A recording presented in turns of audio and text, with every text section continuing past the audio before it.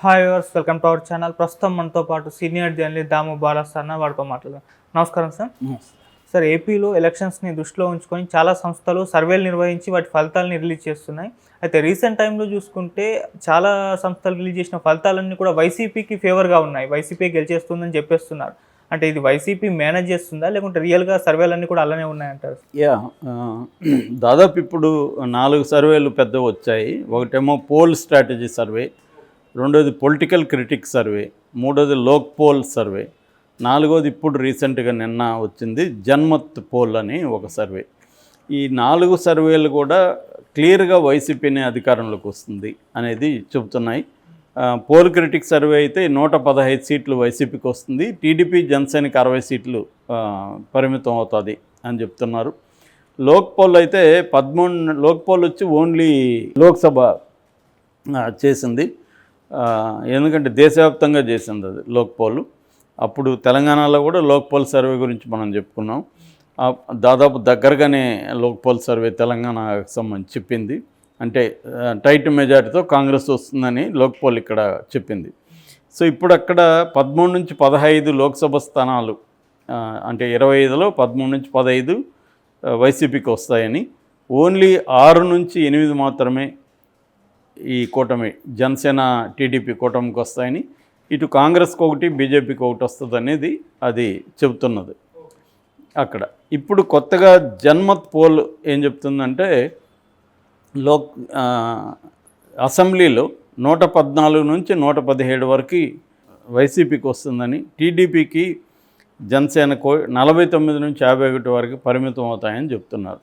So ఓవరాల్గా జగన్కి ఒక 52% ప్రజలు జగన్నే సీఎంగా ఎంచుకుంటున్నారనేది ఈ సర్వే, ఓవరాల్ సర్వేలు చెబుతున్నాయి. సో ఇదంతా నిజంగానే ఇప్పుడు ఏంటంటే మనకి సర్వేల మీదనే ఎవరికి ఇప్పుడు క్రెడిబిలిటీ పోయింది. ఇంతకు ముందులాగా క్రెడిబిలిటీ లేదు. సర్వేల వెనక రాజకీయ పార్టీలు డబ్బులు ఇచ్చి చేయించుకుంటాను. కాకపోతే కొద్దిగా ఎగ్జిట్ పోల్స్ని కొంత నమ్మొచ్చు. అంటే ఎలక్షన్లు అయిపోయినాక కాబట్టి ఆ ఎగ్జిట్ పోల్స్ కరెక్ట్గా చెప్పకపోతే వాళ్ళకి క్రెడిబిలిటీ ఉండదు. ఇప్పుడు ఎందుకు ఈ సర్వేలను ఎందుకు నమ్మలేమంటే, సర్వేల ఉద్దేశం ఏమంటే ఎవరు గెలుస్తారు అని కానీ చెప్తే ప్రజల్లో సైకలాజికల్గా ఒక ఎఫెక్ట్ రావడం. అంటే గెలిచే వాళ్ళకే ఓట్లేద్దాం, ఓడిపోయే వాళ్ళకి ఎందుకు అని, వాళ్ళు గెలుస్తారంటే కదా అని ఒక మైండ్ సెట్ని క్రియేట్ చేయడం.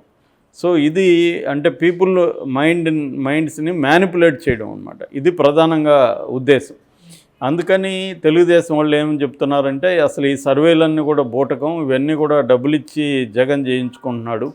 మొన్న కూడా ఇండియా టుడేతో కూడా 3.5 కోట్లు ఇచ్చి ఎడ్యుకేషన్ సమ్మిట్ పెట్టుకుని అక్కడ కూడా మళ్ళీ రాజకీయాలే మాట్లాడి వెళ్ళాడు. ఆయన చేసిన గొప్పలు చెప్పించుకోవడానికి నేషనల్ మీడియాలో టముక్ కొట్టుకోవడానికి చేస్తున్నాడు.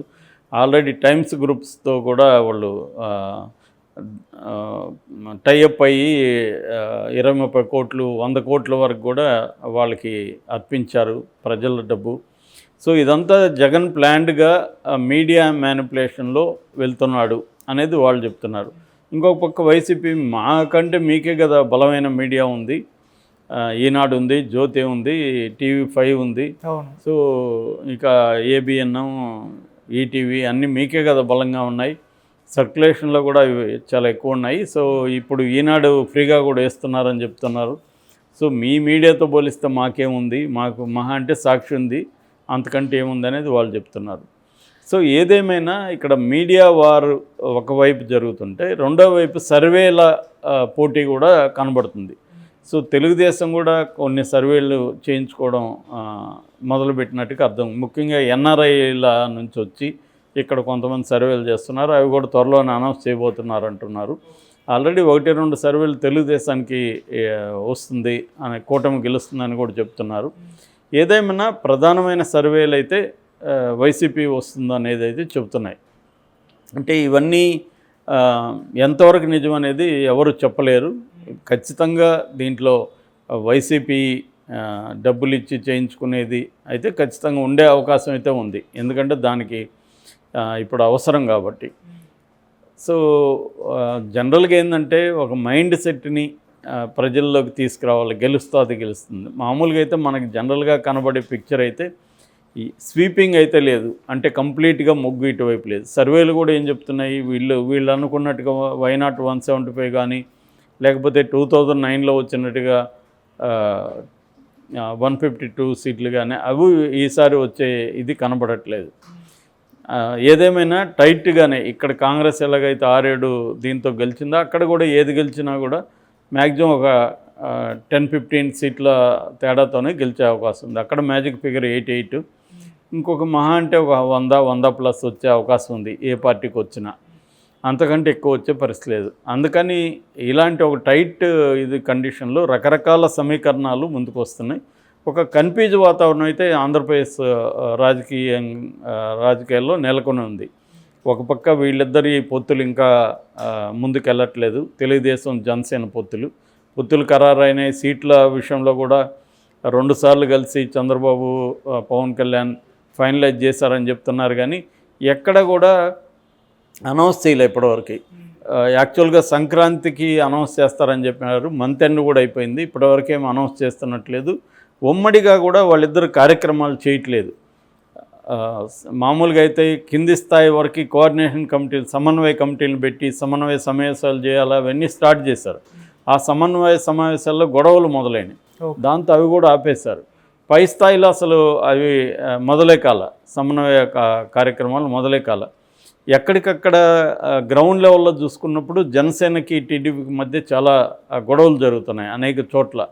ఎందుకంటే వీళ్ళు ఇంకా టికెట్లు అనౌన్స్ చేయలేదు కాబట్టి సీట్లు, అక్కడ నాకే ఇస్తారని తెలుగుదేశం వాళ్ళు, మాకే ఇస్తారని జనసేన వాళ్ళు, మళ్ళీ జనసేనలో 2 వర్గాలు, తెలుగుదేశంలో 2-3 వర్గాలు, ఇలాగా గందరగోళం అయితే ఉంది.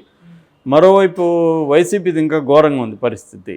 వైసీపీది అయితే అనౌన్స్ చేసేస్తున్నారు కాబట్టి అక్కడ క్లియర్గా సిట్టింగులకు ఇవ్వలేదు కాబట్టి వాళ్ళందరూ రెబల్స్గా మారిపోతున్నారు. వాళ్ళల్లో కొంతమంది జనసేనలో జాయిన్ అవుతున్నారు.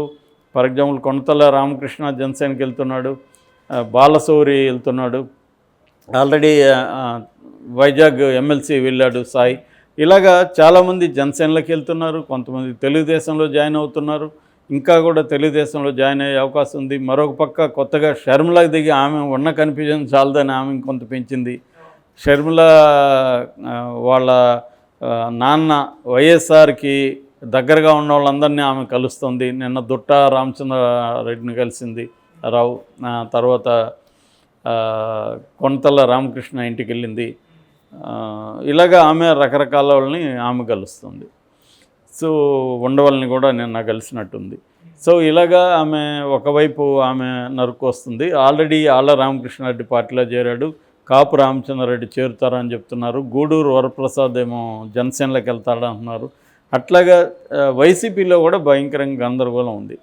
తెలుగుదేశంలో ఇంకా అదే పరిస్థితి. ఎందుకంటే వైసీపీ నుంచి వచ్చిన వాళ్ళకి సీట్లు ఇవ్వాలి, జనసేనకి ఇవ్వాలి, రేపు బీజేపీ ఏమన్నా వస్తే బీజేపీకి ఇవ్వాలి, లేదా బీజేపీ రాకుండా కాంగ్రెస్కి వెళ్తే కాంగ్రెస్కి ఇవ్వాలి. ఇవన్నీ ఇస్తే తెలుగుదేశంలో ఆస్పిరెంట్స్కి ఇబ్బంది. ఇలాంటి రకరకాల ప్రాబ్లమ్స్ అక్కడ ఉన్నాయి. ఓవరాల్గా అది మొత్తంగా ఏ పార్టీ కూడా ప్రశాంతంగా అయితే లేదు, ఏ పార్టీలో కూడా హ్యాపీగా ఎన్నికలకు పోయే పరిస్థితి అయితే లేదు.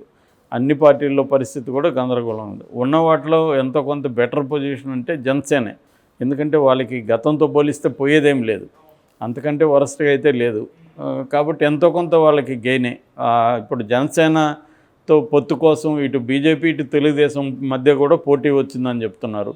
బీజేపీ జనసేనని తెలుగుదేశం నుంచి పక్కకు లాగి మనతో కలుపుకొని వెళ్దాము, సీఎం క్యాండిడేట్గా పవన్ కళ్యాణ్ని ప్రకటిద్దామన్న వ్యూహం బీజేపీకి ఉన్నట్టుగా చెప్తున్నారు.